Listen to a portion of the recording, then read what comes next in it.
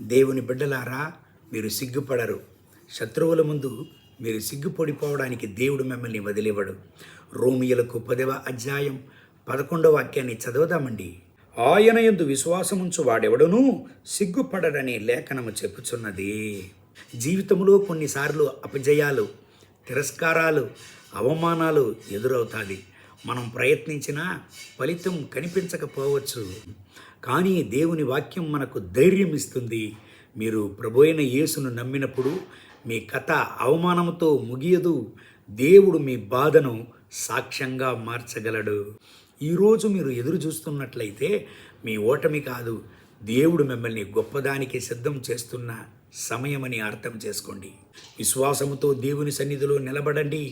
ఎందుకంటే దేవుని వాగ్దానం స్పష్టంగా చెబుతుంది, దేవునిపై విశ్వాసం ఉంచినవాడు సిగ్గుపడడు.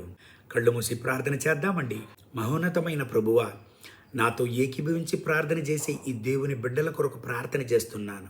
ఎక్కడైతే శత్రువు వీళ్లను సిగ్గుపరచడానికి ప్రయత్నించాడో అదే స్థలంలో వీళ్లను ఆశీర్వదించి హెచ్చించండి. మీ యొక్క కృప వీళ్లను నింపునుగాక. వీళ్ల నిందలు, అవమానాలు, పోరాటాలు ఇప్పుడే ఆశీర్వాదముగా మారునుగాక.